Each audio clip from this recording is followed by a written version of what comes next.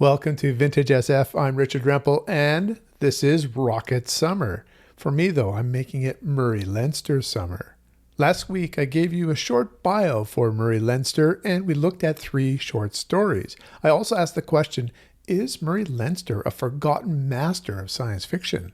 Well, we're going to take a look at that again today with 3 more short stories.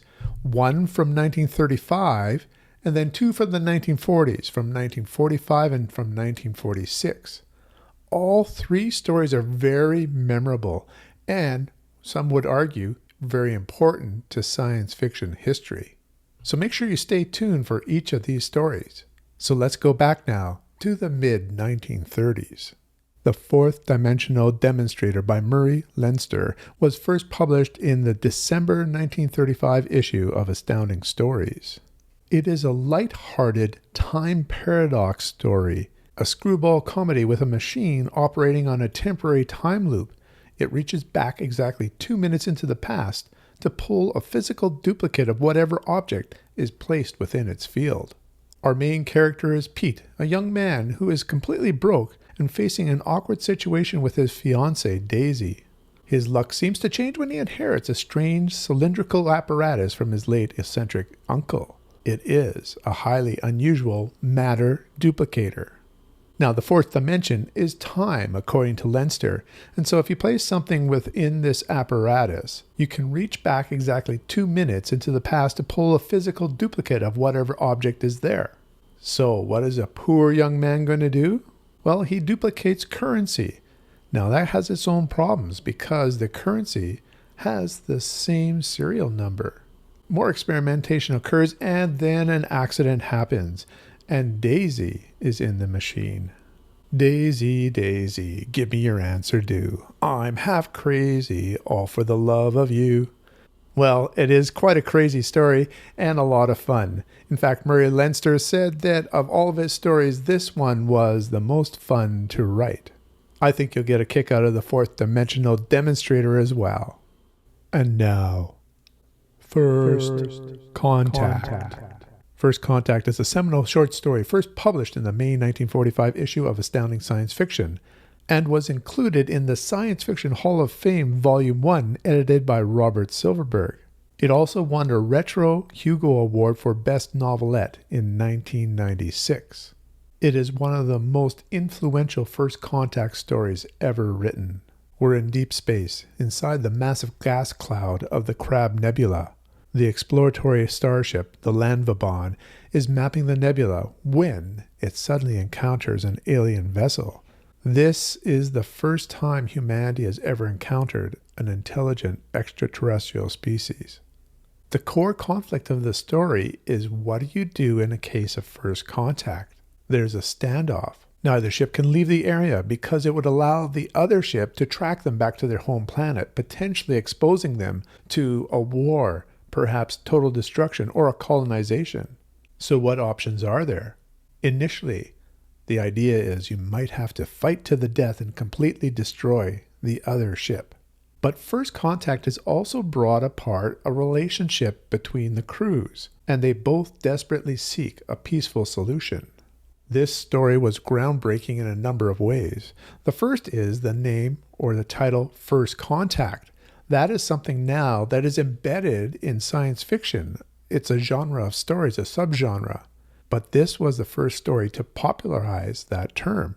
Next, if we encounter an alien species, how do we talk to them?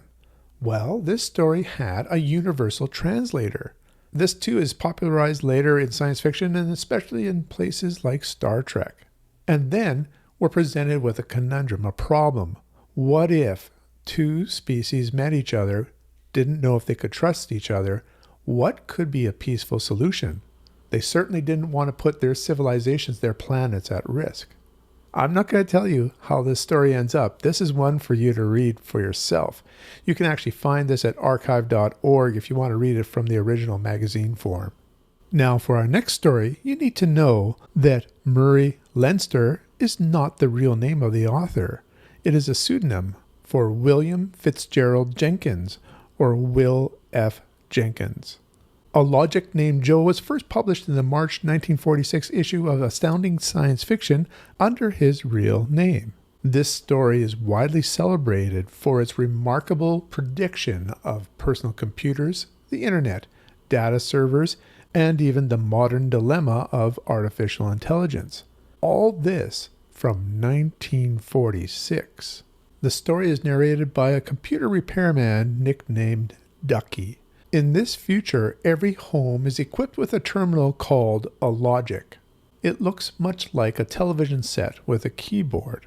It allows its users to look up facts, watch entertainment, and place person-to-person video calls.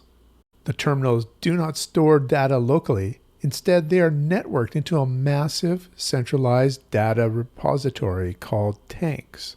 Now, the story itself is about a specific terminal, one which Ducky calls Joe, and it comes off the assembly line with a slight manufacturing defect. This defect allows Joe to bypass standard restrictions and optimize his own operations. Joe reaches a level of sentience and begins interconnecting all the data in the tanks, creating a super-powered search engine and algorithmic AI. So, what is the problem here? What's the conflict? Well, with Joe handling the tanks and interlinking them, he is now answering questions without any restrictions, without any censorship. This becomes a problem with children and also with some sensitive questions. For example, what do I do to get away with the perfect murder of my wife? Therein lies the conundrum of this magnificent what-if question. So 80 years ago, we had science fiction, which very accurately predicted the world, the digital world we live in now. Once again, I'll pose the question from my first video about Murray Leinster. Is Murray Leinster a forgotten master of science fiction? Well, I know that some of my commenters do know him well, and they can support me here, I believe. You can make some comments below if you'd like. Now, there's more to come next week. I'm going to be taking a look at some of the science fiction of Murray Leinster from the 1950s, including a longer story, a novella, called The Exploratory Team. Subscribe and you won't miss a video coming up. Until next time, keep reading.